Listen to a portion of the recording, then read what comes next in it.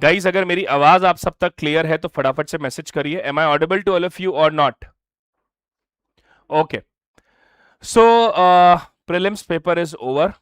Okay, and hopefully you all had also we had done the analysis yesterday where we had talked about what is the answer of a particular question, and I hope that you all get a good insight like what all had been asked and why this has been asked, what are the answers of the particular question. We had done the analysis yesterday by all of our faculties: polity, geography, history, economy, science, tech, current affairs, environment, etc. So now today I will discuss GS paper 1 economy in depth. Why the question had been asked, what is the answer of that question, detailed explanation, and where the UPSC is now thinking to ask more questions from economy, and some surprising elements also we will discuss that why they had asked these questions. Hello Mohit. So I hope you all are fine with it. Let's start the session. So the question number 1. Before starting the question number 1, I am fine Mohit, I am doing great. Hope best at your end also. How many questions UPSC asked in economy? UPSC asked 17 questions in economy part. 15 questions are those that are directly from the core economy. 2 questions are those that are what I can say, one is economy plus little bit of science tech involved in that. Apart from that, one question is economy plus history relatively, and one question is more towards economy plus geography. So out of 17 questions, 14 to 15 questions are directly from the core economy. 2 questions were there that are a mix of economy, science tech, and economy geography, and economy history also. Now, next question you may ask that, sir, which portion UPSC hit the most? Like which maximum out of these 17 questions, maximum questions came from which topic? So money, monetary policy, and banking, maximum questions are from there, followed by energy, then financial, then infrastructure, financial market, industry, services. So if I'll tell you the correct order, the maximum questions are from money and monetary policy part first, followed by industry and services, then energy part, then after that financial market also, and then one question from infrastructure, and one question is from development. So they had asked these this is through this way. Now the next question you may ask, sir, the questions are from static economy or from the current economy? See, out of 17 questions, 10 or 11 questions are directly from the current affairs part, but that too is not a current affair of last 1 year. They had asked the question of current affairs that are 2-3 years before before I think 2023, 24, 25 current affairs they had asked in 2026. Surprisingly, they hadn't asked that much of current affairs of 2025. मतलब 2025 का जो Jan to December वाला जो part था, they hadn't asked many questions from that. So, and 5-6 questions are directly from static part. Even one question covered the NCERT, that is crowding out effect question. So questions are mix of current plus static both. Another thing is that, sir, which area we need to focus more if we want to give attempt in 2027? Okay, like where we need to focus more if we want to give attempt in 2027. Friends, if I'll say the particular one topic, it will not justify, because in 2025 they had asked 3 questions from fiscal policy. So it's not like that only one, this portion is extreme, this is not important. Like they hadn't asked any question from inflation this time, they hadn't asked any question from tax this time. So it's not like that these topics are not important, because UPSC had this tendency to surprise the aspirants. Last year they had covered 3 numerical questions, so people now think that okay, numerical questions will come, but now this year they hadn't asked any numerical kind of a question. So it's totally depend on UPSC itself. But again, if I'll say like which particular topics, sir, we need to focus a lot, I'll show you out that these topics are the core where they had asked the maximum questions. Just a second. Yeah. The maximum questions is first monetary policy, monetary policy and banking. This is the first topic.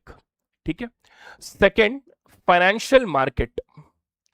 This is again a kind of chapter where they had asked, and even they are asking these questions from financial market from last 3-4 years.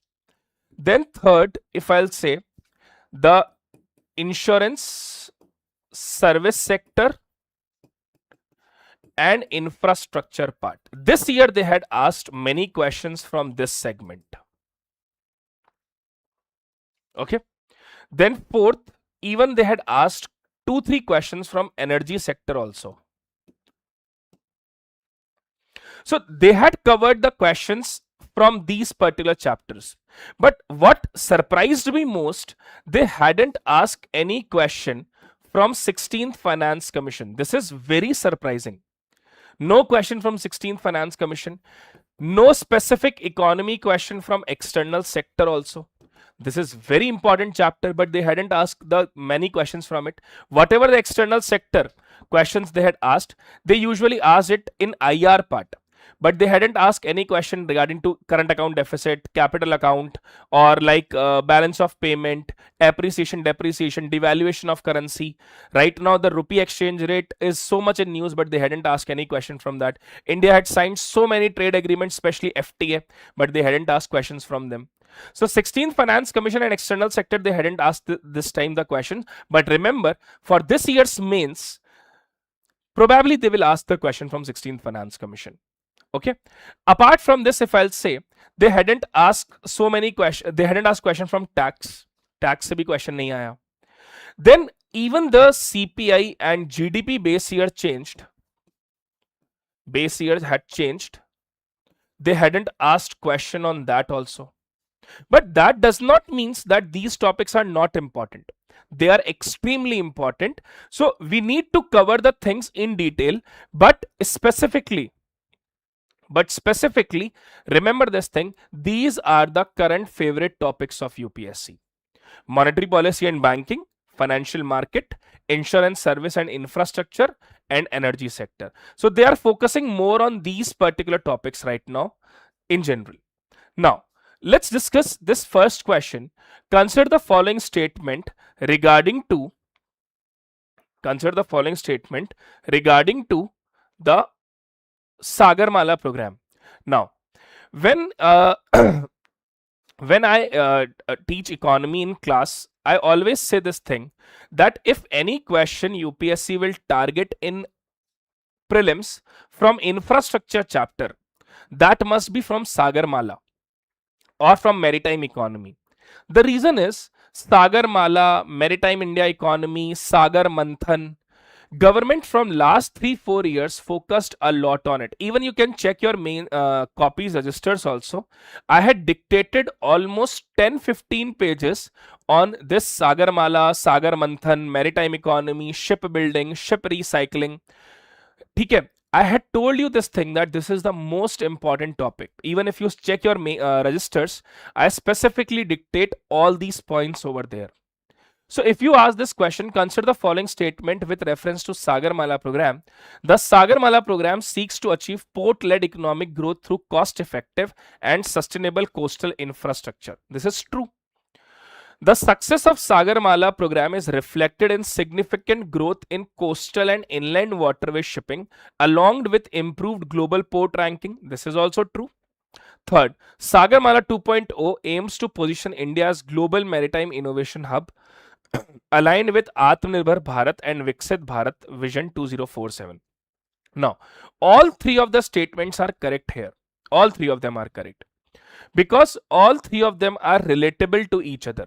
First is relatable to second, second is relatable to three. Now, even if you don't know the exact options, but just check the questions first.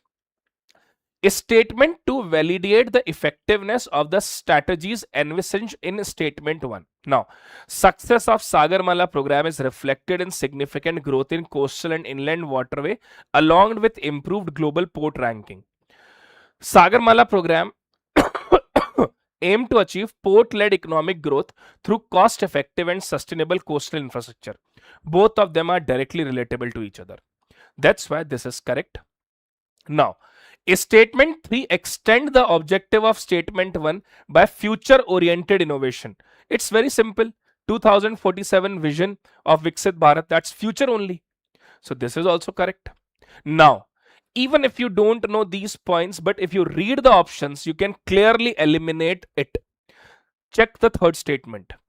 Statement 1 contradict statement 2. When it is saying that it is contradicting, that means both of them are going poles apart. Both of them are going against to each other. Now, what is what is written in second statement? The success of Sagarmala program is reflected in significant growth in coastal and inland waterway. And this is cost effective. That means both of them are definitely relatable. That's why the third statement is wrong here and correct is B, 1 and 2 only. Any doubt, any question in this particular segment, please ask. किसी का कोई doubt है, कोई question है इसमें, तो please ask. Is this Sagarmala question is clear to all? Yes, friends. Is this Sagarmala question is clear to all? Why they had asked this, and even if you don't know the answer, you can easily solve it by solving these options. Shall we move ahead? If you all are ready. Yeah. Now let's move to the next question. Okay. Let's move to the next question. So this is the answer. You can just check it out. The core mandate of Sagarmala program is to promote port-led development in India. Then it also focus on improving the ranking of India. So this is already being there. And I had mentioned this also. Why statement 2 validate the one? Why statement 3 doesn't contradict statement 1? I had specifically mentioned over here. Now move to the second question. This is a kind of question which actually involve economy plus history. In my class notes, when we discussed the monetary policy wala chapter, I told you that Hilton and Young Commission is very important. And I even specify the slide also that UPSC can ask the question from that slide. Like what is Hilton and Young Commission? Who is the first governor of RBI? Who is the first Indian governor of RBI? Women deputy governor of RBI. The starting office headquarters is in Calcutta. Then it is shifted in Mumbai. I specifically told you in that single slide. In that one slide, I told you everything. Now, Hilton and Young Commission was adopted by British government. Even if, just remember a single thing, when Britishers focus on the theory of drain of wealth. No, Mohit, it's a very simple question. If you just check the options, now students will say, sir, it's very easy to analyze the paper in that environment where you are just telling that there is no scope of error. There is मतलब आप आराम से class में यहाँ पर भी बता रहे हो, वहाँ पे प्रेशर अलग होता है, गर्मी होती है, वहाँ पर बहुत सारी चीजें दिमाग में चल रही होती है. अरे ठीक है, हमने भी एग्जाम दिया है, but it's not like that कि अगर आप थोड़ा सा कॉमन सेंस वहाँ प्रिवेल करते तो ये क्वेश्चन बहुत ही सिंपल था. Just check, tell me one thing, what is the basic theory why Britishers want to rule India? Tell me one thing. Why Britishers want to rule India? Britishers want to rule India for their own benefits or not? That's true. They want to rule India because for their own benefits. That's why they had constructed the railway lines, the roads, and that's why they propounded the theory of drain of wealth. When the Dadabhai Naoroji said this thing, drain of wealth, that money is going out of India. Now check this options. The artificial fixed rupee sterling exchange rate prescribed by Hilton and Young Commission adopted by British government. Why British government will adopt this theory? Obviously the reason should be for their own benefits. Now check the options. Preventing depreciation of rupee in terms of gold. Is it relatable to prevent depreciation of rupee? They want their benefits only. Third, encourage export of cotton produced from India. If the cotton produced exports will increase, obviously it will help, but it will help the Indians too, the manufacturers. C, B option, providing support to Indian importers. Are they so generous towards the Indian importers? No. Check the first statement. Aiding the flow of remittance from India. Flow of remittance from India. That means the money is going from India to Britain. and maintain India's credit worthiness. If the India's credit worthiness is maintained, exports of India will get flourish. They will get a good income. Investments will come in India. That will indirectly help them a lot. So out of these four options, A is the most conducive and best option available. Tell me, this is the thing. Divide and rule policy, why they adopted that? For their own benefits only. So out of these four options, if you check, this is the most relevant option, that they want to flow the remittances from Britain to from India to Britain. That is their objective. What is the objective of why the drain of wealth theory is propounded? Because it specifically tell home charges. So this is very easy question. Okay, clear? Now let's discuss this. The Hilton-Young Commission recommend fixing the rupee sterling exchange rate at an artificial high level. 1 shilling is equal to 6 pence. The British government supported this. Why they supported this?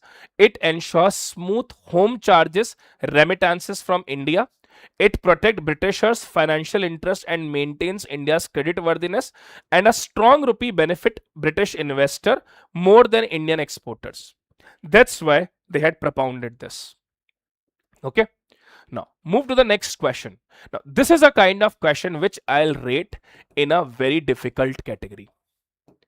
It's a difficult category question, and out of 17 question, this is one of the question that you can skip also. Prelims is not about solving all 100 questions. Prelims is just to clear the cutoff. You showcase your knowledge in mains. Prelims is just to cross that threshold level. So this is a kind of question that you can skip, or even if you don't know this, just skip that. It's a difficult category question. ठीक है, तो अगर आपको हवा नहीं लगा तो इसलिए तो इस क्वेश्चन को नहीं करना था.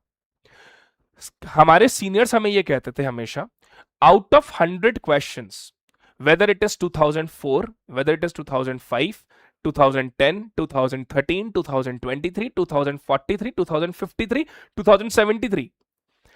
Out of 100 questions, UPSC will make 50 question attemptable for all. 50 questions हमेशा ऐसे होंगे that everyone can easily attempt if he applied a good common sense. So this is a kind of a difficult category question, you can skip it. But even this question I had covered in my live series videos. This particular question, if you remember. But anyhow, an e-commerce revenue model where the seller has control over price. That means the seller has control over price, but doesn't keep product in stock and instead transfer customer order and shipment detail to a third party supplier. That means he's not keeping the product with himself and he transferred the order to the third party supplier. If you remembered in the e-commerce segment, when I dictate you the notes for the mains, I told you inventory model. ठीक है, inventory model मैंने आपको पढ़ाया था. It's a kind of a question, but they had asked more in depth in that. So it is drop shipping model where the third party is managing the customer order and shipment detail.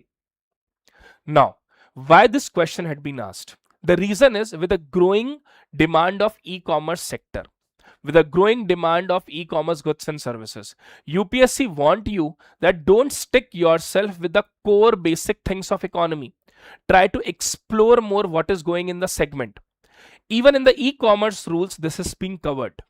So if you follow the newspaper religiously, if you follow the things in a more broader sense, you can easily do this question. But anyhow, this is a difficult category and you can skip this question. But the correct answer is drop shipping model. Now, in the drop shipping model, the seller list and market the product online. The seller does not keep inventory stock. When a customer places an order, the seller forward the order detail to a third party and supplier ship the product directly to the customer. The seller earned profit through the price difference. ठीक है, कोई बात नहीं, अगर ये question नहीं भी हुआ तो कोई प्रॉब्लम वाली बात नहीं है. That's not a big issue even if you are not able to make it. Now, tell me this thing. Financial inclusion index. I'll show you one thing before solving this question. This is what I dictated in my notes. Exact things I dictated in my notes. हाँ, Sagarmala 2.0 आया था, I know that. This is my notes. I had taken the screenshot from the notes. This is what I had dictated to you guys. Financial Inclusion Index is developed by RBI. It has three particular things: access, usage, and quality. This is exactly my notes photo I had taken so that I can show you. Okay. So now see, which of the following category represent the three sub-indices of Financial Inclusion Index: access, usage, and quality? It's a very simple question. Access, usage, and quality. Even they hadn't asked you anything. They just asked you three things. So if you will see, it's an index developed by RBI to maintain formal financial system, where score is from 0 to 100. 0 is complete exclusion, 100 is full financial inclusion. And it has three parameter, three basically things: access, usage, quality. Access, availability of banking outlet, ATM, banking correspondents. ठीक है? नहीं मोहित, ये question सही नहीं होना, ये question गलत नहीं होना चाहिए. It's a very simple question बेटा, बहुत ही सिंपल क्वेश्चन था ये तो. Then usage, volume of depositor, credit transaction, mobile banking, direct benefit transfer, number of accounts. And quality, grievance redressal, consumer protection, financial literacy. Even this is from my notes only. Directly वहीं से question था. It's very simple question. Which of the following are the three key sub-indices? And why they had asked this question? Because the Financial Inclusion Index is very much in news from last 1 year. Because government want to promote financial inclusion. So it's a very simple category question. Okay. Moving to the next part. Now, ONDC. Okay, ONDC. Check in your registers, check in your notes. When we had discussed about industry and infrastructure, I told you that ONDC again is very important, and I even give you the exact example when I had taken the classes in Prayagraj or whether I had taken the classes in ORN Center. I mentioned that I want to buy a mixie. I had checked it on Amazon. Mixer juicer I want. I had checked it on Amazon, and on Amazon the cost is this much. Then someone told me that you can please check it on ONDC also. The prices will be less there. I had checked on ONDC, and the price difference is almost 2,000 rupees. Then I dig on it, like why the difference is so much. Then I get to know this thing that ONDC involve all the nearby retailers also who want to sell their product. But the Amazon and these big platforms usually cater the big companies, big groups. If you remember, I told you this mixer juicer example, even in my class also. So even if you don't know what is ONDC, and just remember this thing, this is a platform where they want that the dominance of big suppliers or big players should not become as an hurdle for small players. It's a very, very easy question. Extremely easy question. So which of the following best describe the objective of India's ONDC? To allow government control? No, it also made private players coexist. To replace private? This is wrong. To break the dominance of large e-commerce platform by enabling interoperability. It's a very questions. C is the correct answer. Okay. So ONDC is an initiative by Government of India to create an open and interoperable digital commerce system to allow buyer and seller on different platform app to transact seamlessly, reduce the dominance of few large e-commerce company, and give small retailers and businesses equal visibility. That's why the correct answer will be C. Now, UPI and CBDC.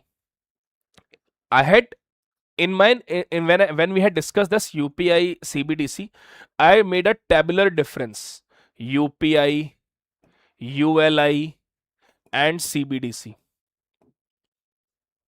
Just check your notes once. I made this difference: UPI, ULI, CBDC. Now, if you remember only one thing, that CBDC is a legal tendered. If you know this thing only, remember, skip everything.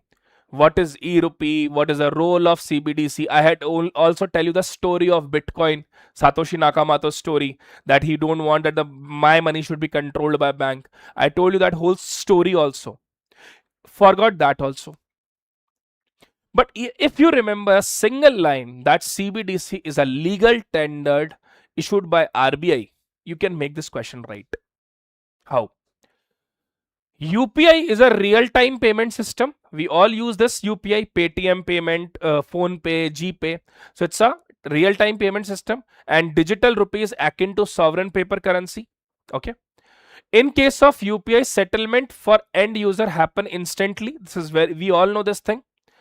But in case of CBDC, there is no settlement as the wallet balance get transferred. So they had asked about not correct. So even if you are a little bit confused in this, skip this second statement. Third, UPI transactions are recorded by banks and reflect in bank statement. We all knew this. But in case of digital rupee, no data is captured. Just skip that. Now read the last statement. Read the last statement. In both the cases, UPI and digital rupee, the liability lie with user and their respective bank. When CBDC is issued by RBI, how a commercial bank be held liable for it? How a commercial bank will be held liable to it if it is issued by RBI? So simple question. I mean, I'm not that much happy because when I teach economy around to you guys, I taught economy to you guys around 110, 120 hours. I go to that level so that you can solve all possible questions that UPSC can ask. But when they made these kind of questions, I felt that this is just a, what I can say, this is just like easy cakewalk for my students.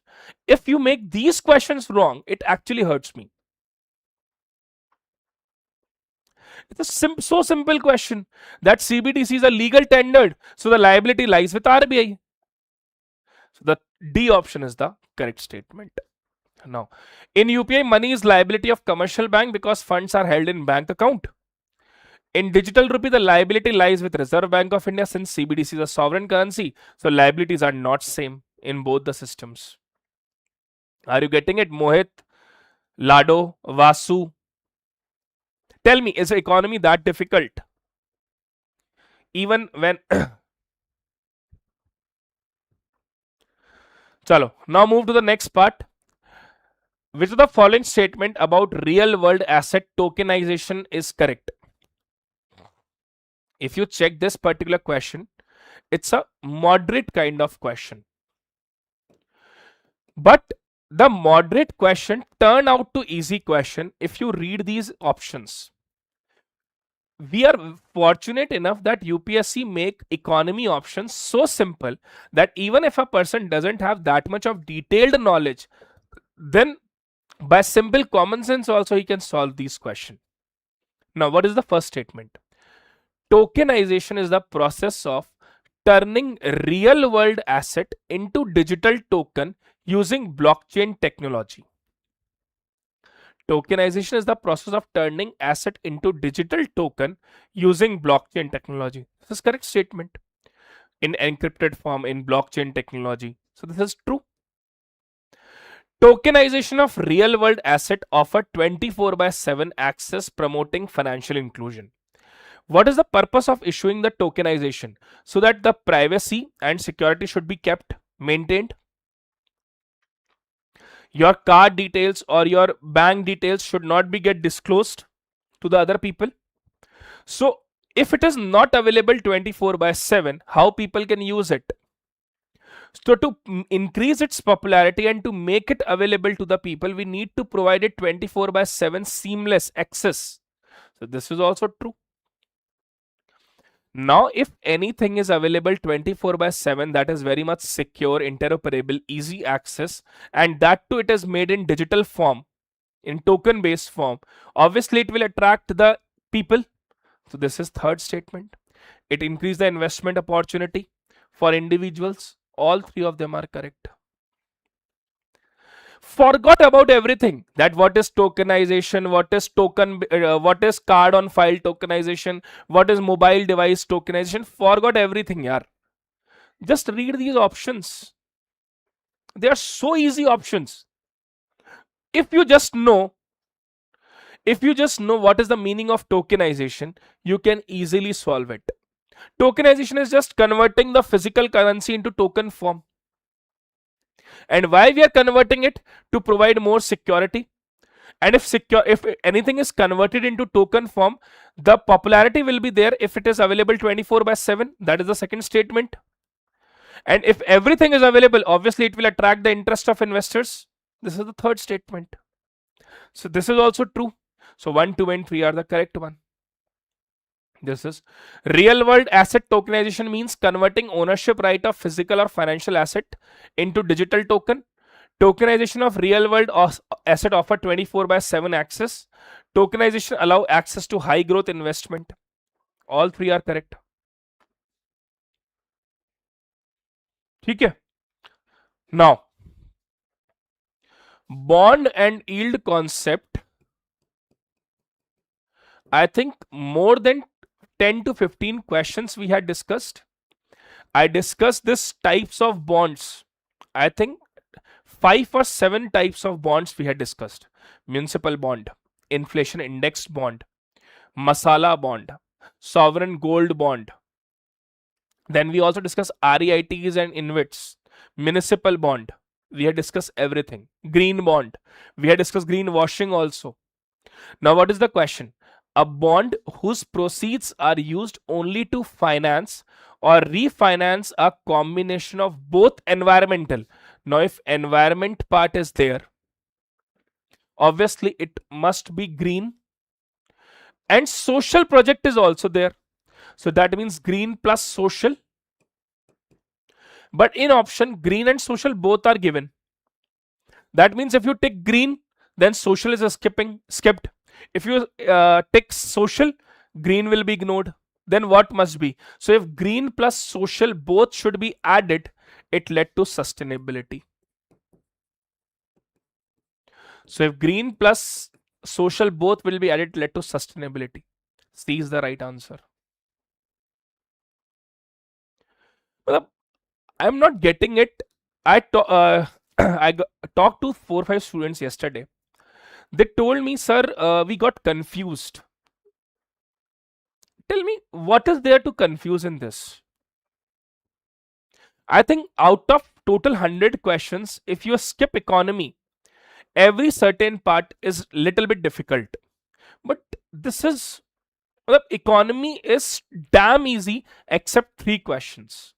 One we had discussed, drop model. Okay, so this is again a kind of a laddu question basically. Moving to the next.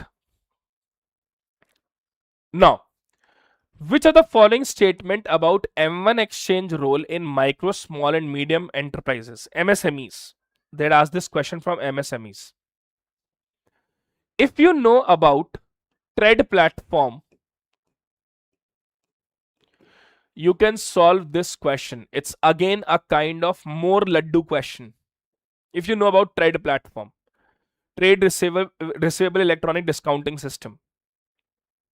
What is that platform? Even I had shown the diagram also. This is an MSME. Suppose this is a government PSU. They sell goods to them. Now they will pay after certain time, but they want money immediately. So they will give them a receipt, and this receipt they can list on trade platform. Any bank can give the money back to MSME. It's a very simple question. Mohit. Trade platform. Trade platform is so simple topic. So M1 exchange provide collateral? No, they will not provide the collateral loan. They are just a platform where the MSMEs rediscount or discount their invoices and bill of exchange. Mohit and Laddu, had you attended my offline classes in Prayagraj or in Delhi or any online class of mine? If you attended that, I had specifically talked about this trade platform in Prayagraj, in Karol Bagh, and even in my online classes. KGS shot a small video of mine for this trade platform. So if you attended my online classes in MSME topic, I had specifically talked about this. So its objective is to discount invoices and bill of exchange for MSME. Okay. Then it is not a credit rating agency. Credit rating agencies are ICRA, CRISIL. They are the credit rating agency. The right answer is 2 only. Again, a very easy question. If you know about that, trade platform is M1xchange.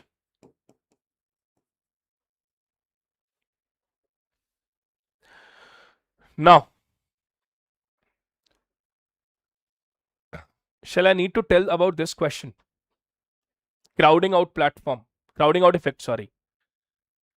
When we had discussed how to correct fiscal deficit, if you remember, I told you how to correct fiscal deficit. In that how to correct fiscal deficit, I told you there are 4 ways to correct the fiscal deficit. First is external grant. Second is external borrowing. Third, I told you internal borrowing. And in that internal borrowing, I told you if the government borrow more from commercial banks, the money will be available less for private people.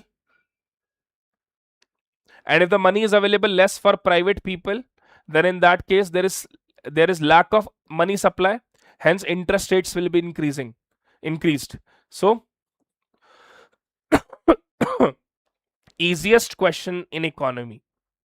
Out of 17 questions, this is the easiest one. A situation where government borrowing leads to higher interest rate, which reduces private investment. This is crowding out effect. The crowding out effect occurs when the government increase borrowing to finance higher expenditure or fiscal deficit, interest rates increases. Now, rare earth elements and critical minerals. Rare earth elements is a topic which is very much in news because of following reasons. First, semiconductors is very much in news, especially National Semiconductor Mission.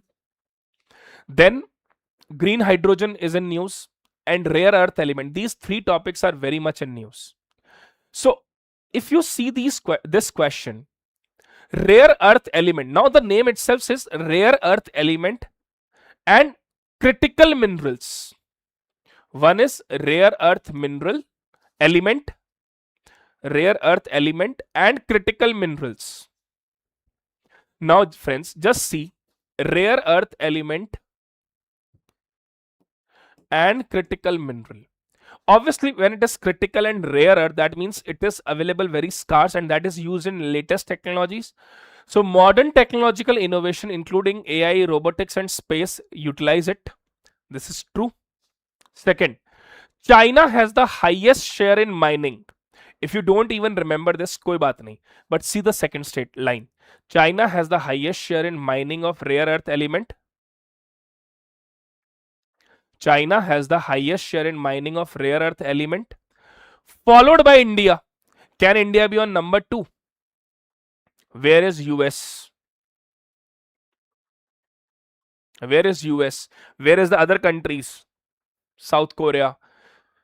So, can India be the second in this rare earth component? When it is mentioned first AI, robotics and space exploration, obviously they are ahead of us. Second is wrong. So when the second is wrong, obviously the D statement is wrong.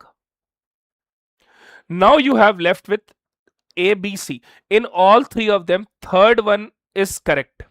So this is 100% true. Even self-reliance is the objective. Now, only the difficult part in this question is 4th statement. The difficult part in this question is 4th statement.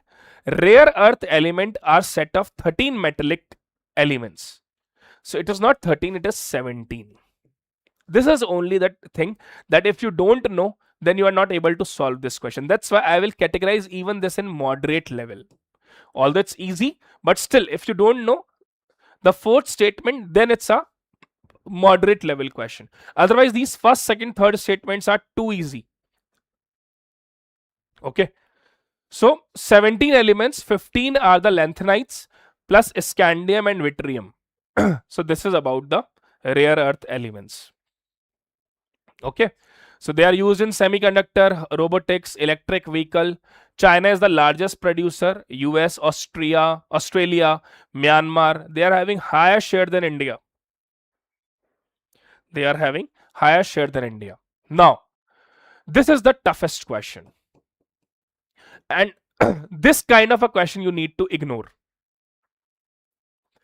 This is the toughest question, and this question can be ignored. You need to skip this.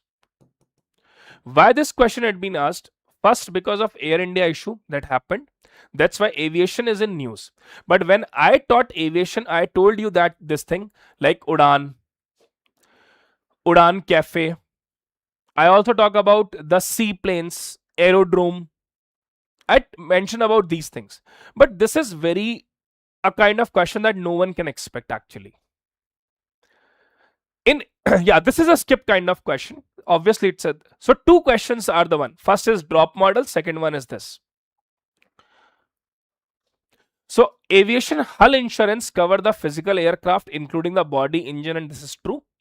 And under the Montreal Convention, adopted in 1999 by over 130 countries, including India, is strictly liable to pay compensation to the family nominee without requiring the family to prove fault. So C is the correct answer. It's a kind of a perfectly skip kind of a question. And why this question had been asked? Because of that Air India issue happened.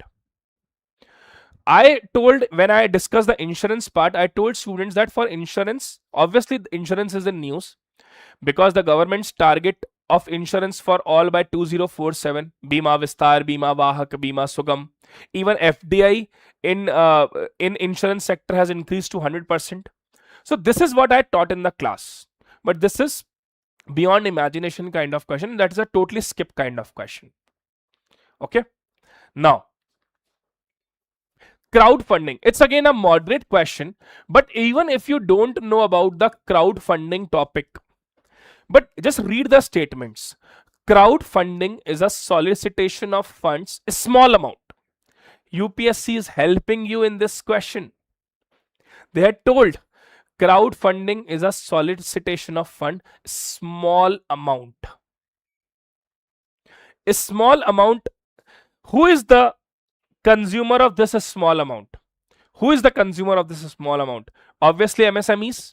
Now, crowdfunding is the solicitation of funds, small amount, from multiple investors through a web-based platform or social networking site. Small and medium enterprises are able to raise funds.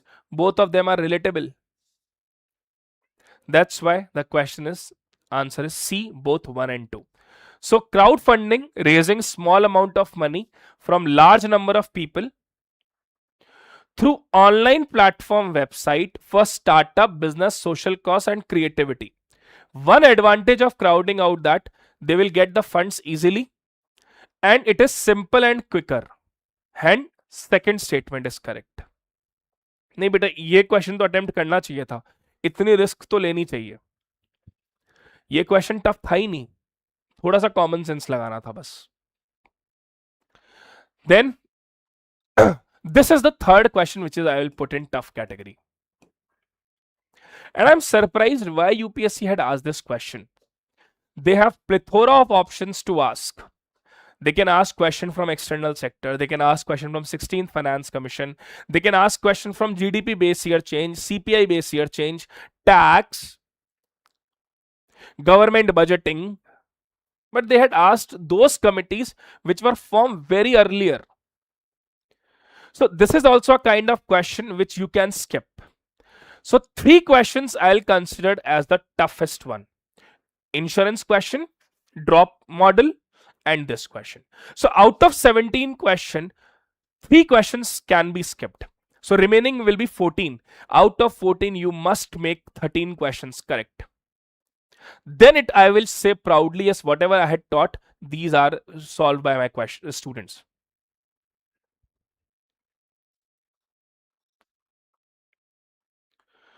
Mohit, you should revise the current affairs in a better sense. Okay. Now, R.N. Malhotra Committee, it is under the government of India. It is not under IRDAI. It is there to form IRDAI. So, first is wrong. R.N. Malhotra Committee is under the government of India for formation of IRDAI. So, first is wrong. L.C. Gupta Committee, it is under the SEBI for the derivative trading. This is true. Urjit Patel Committee under RBI. This is true. But it is not for housing. It is for monetary policy reform. So this is also wrong. So even if, remember one thing, if you just make third statement, if you know about the third statement, now the only, you know that third statement is wrong, you left with A and D. You all know why Urjit Patel Committee is there. I told you even in the class, for monetary policy reforms. So if you make third statement wrong, you left with A and D. And in that case, second is correct. So you just know more just about Malegaon Committee, you will make this question correct. Urjit Patel is for monetary policy reforms. So YH Malegaon Committee, this is true for microfinance. The correct answer is D. So if you know about the third statement, it is wrong, then you can easily skip B and C option. You left with A and D only. And in that A and D, second one is there. So second is 100% correct in that sense. So you just need to know about the Malegaon Committee, but if you don't know, that's why I put that in tough and skip category. So the right answer is D, 2 and 4. So this is R.N. Malhotra Committee set up by Government of India, not by IDI. Then L.C. Gupta under the SEBI for derivative trading. Urjit Patel is for monetary policy framework, and Malegaon Committee is for microfinance sector. Okay. Moving ahead, NBFC. Thousands of time, I think we had discussed this. See, check my PPT. NBFC is NBFC does not accept demand deposit. This is the first thing. NBFC cannot accept the demand deposit. All NBFC operating in India have to be registered with RBI. No.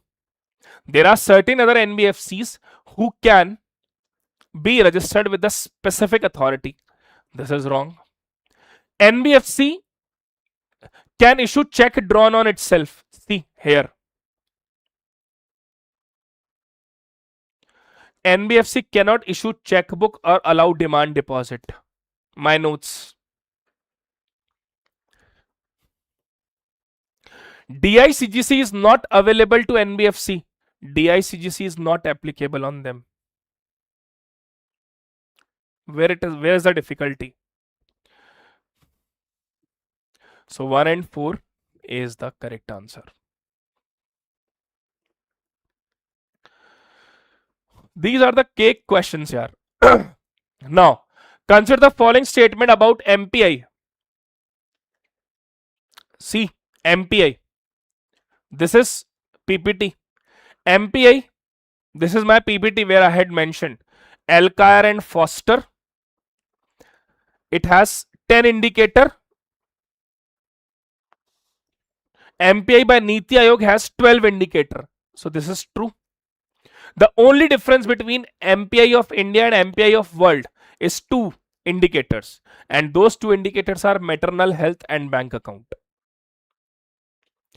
So this is wrong. Correct answer is A, 1 and 2 only. Is this question is tough, guys? Tell me. 2 indicators differentiates them. And last question, green hydrogen. 5 to 10 questions we had discussed for green hydrogen. First is, green hydrogen is using differentiate hydrogen and oxygen through electrolysis. This is true. National green hydrogen objective is to abatement of 50 MMT. This is also true. This is blue hydrogen, not green hydrogen. It is decarbonized hydrogen obtained from natural gas reforming combined with carbon capture and storage. This is blue hydrogen, not green hydrogen. This one is wrong. So correct is B, 2 and 3 only.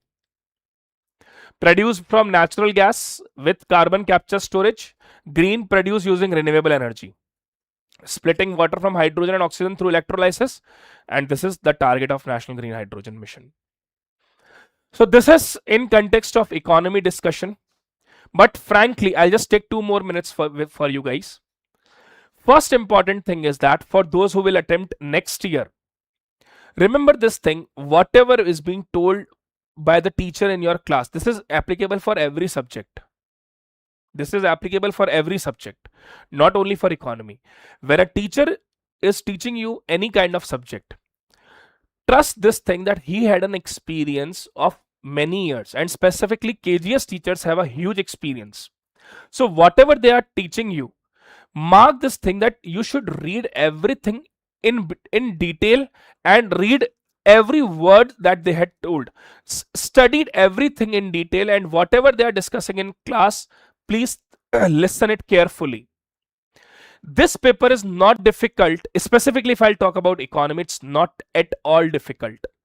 You just need to keep yourself calm and apply a little bit of common sense to solve these questions. So out of 17 questions, I'll say 13 questions can easily be doable. 3 questions you can skip. 1 question I'll take mark. Is error can be there for you guys. 13 questions are easily attemptable for economy. And hopefully I had just done full justice throughout the complete year with economy. And all the very best, whether you make it or even if you are not able to make it, start fresh. UPSC is just one attempt away if you are not able to make it this year. Complete analysis करिए, अच्छे से पढ़िए, paper को वापस देखिए कहाँ गलती हो रही है और अपना रिवीजन वापस से करना स्टार्ट करिए. ठीक है. Thank you so much guys. God bless you all. Take care.